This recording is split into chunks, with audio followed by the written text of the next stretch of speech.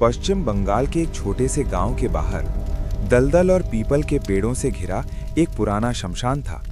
लोग कहते थे वहां रात में मंत्रों की आवाज आती है। उसी गांव में रहता था आर्यन, शांत स्वभाव का, थोड़ा अकेला। एक शाम हाट से लौटते समय उसने उसे देखा। लाल साड़ी, खुले बाल, पैरों में घुंघरू, लेकिन कोई आवाज नहीं। उसने अपना नाम बताया, माधवी। उसकी आंखें अजीब थीं, जैसे सीधे दिल के अंदर देख रही हों। धीरे धीरे दोनों मिलने लगे, पर एक बात अजीब थी। माधवी हमेशा सूरज ढलने के बाद ही मिलती। वो पूछती, क्या तुम मुझ पर पूरा विश्वास करते हो?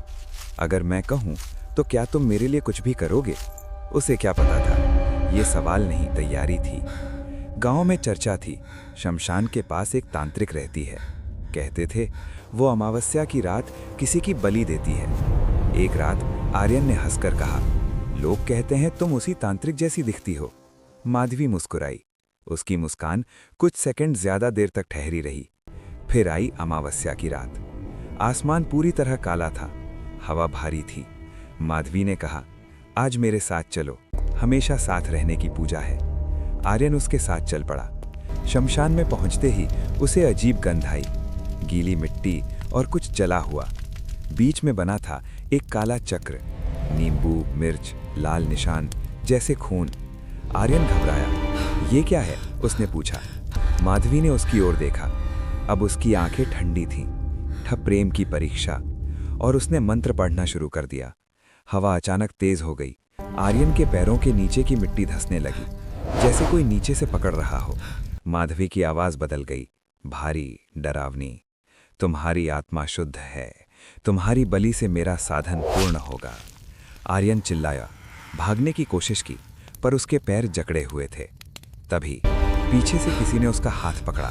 स्पर्श ठंडा था, पर मजबूत। उसने मुड़कर देखा।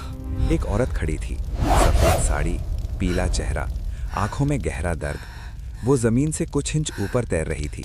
माधवी चीखी, तू फिर आ गई? सफेद साड़ी वाली औरत बोली, हर बार जब तू किसी को लाती है।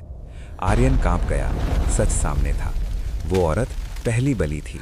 सालों पहले माधवी ने उसे भी प्रेम में फंसाया था। अनुष्ठान अधूरा रह गया, वो मर गई और उसकी आत्मा यहीं अटक गई।